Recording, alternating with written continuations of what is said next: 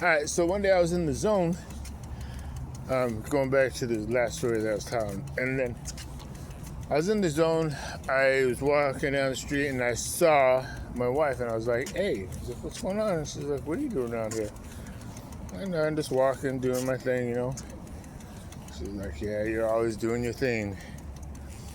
And it was a cool talk, we had a cool talk, and then all of a sudden, this motherfucking Brandon rides up on a breech cruiser and says, you ready, babe? I look at her and she looks at me and she's like, oh, I need you, she's like, this is my husband and this is Brandon. I looked at him, I was like, I thought you didn't know her. He's like, well, I wasn't talking to her, I was talking to someone else. Motherfucker, I'm not your babe and I didn't know you was coming. And we're the only two motherfuckers on the street.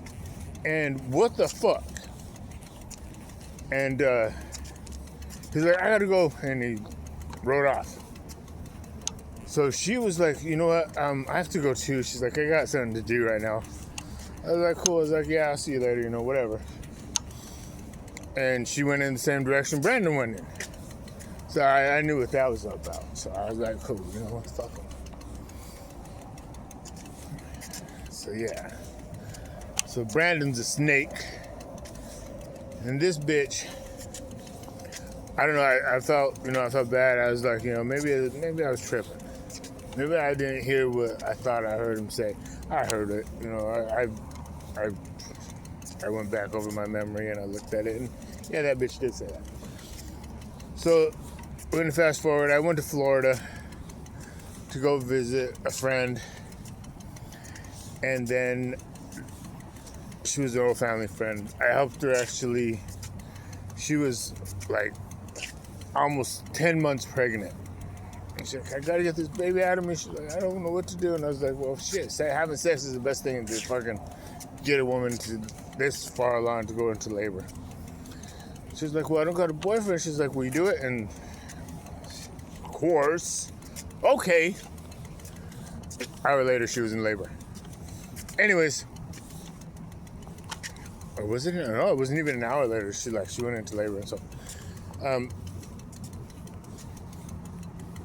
Anyways, so she used to hang out with my cousin, who was not my real cousin, but whatever. And so I was like, man, you talked to Trish? She's like, yeah. She's like, you want her number? I was like, yeah. So I called her. I was waiting for my unemployment to come in, my check, so I can buy a new car, and I was gonna move. I was gonna stay out there in Florida. And Mitchell started talking. I was like, you know what? I was like, I know that you're related to like the people that raised me, but we're not family. And she's like, yeah, I know. She's like, well. She's like, why? What's up? And I was like, you know what? I've always had a crush on you. I was like, and then when I found out that we're really not family, I was like, I want to date you. And she was like, well, then come and pick me up. So I was like, all right, I'll be there in a couple days. So my check came. I went and bought a Mercedes. And I flew from Florida to Utah, Salt Lake City, in like 23 hours, 24 hours, just driving nonstop. I had that Mercedes up to like 120, 130 miles an hour, just flying. Never once pulled over. So I get into Utah and I pick her up or I call her. This is the funniest thing is I ran out of gas coming through Parley's Canyon. And she's like, don't worry. She's like, I'll be right there. She's like, I got you. And I was like, all right. So her ass fucking flies up to Parley's Canyon, fills my tank up. She's like, all right, let's go. And we go and drop off her car. And we go to a hotel. And yeah, it was like, anyways, never mind. So I was like, you want to go back to Phoenix with me? I was like, shit, we'll just start out there. I'll open up my company. I was like, I got my car. I was like, let's get some toys and I'll open up my company again and shit, we'll just make it go. And she was like, yeah, let's go. And so we went from Utah to Phoenix, and we was kicking it, I thought that this was gonna be like a big ass fucking romance, and I thought she was the one. Anyways, when we get into Phoenix, I called Brandon. I was like, hey man, where you at? And he's like, I'm at the extended stay, in Mesa. And he's like, come through. I was like, all right. I was like, I just bought a car. And so I went over there and I showed him the Mercedes. And the funny thing about that was him and Trisha looked at each other like they knew each other, and I felt it. So I was like, okay, this motherfucker right here.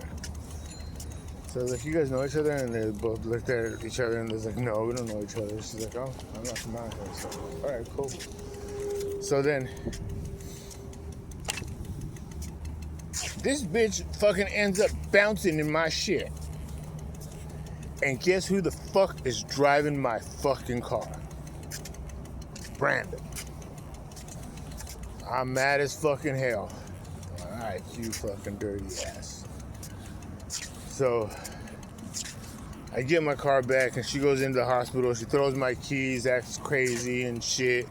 Tries to get me arrested, tries to say that it's her car. And I'm just like, what the fuck? Sorry for all the language, but it's the story time. So story time. Anyways, so me and Brandon stopped talking, and I talked to him, and I was like, listen.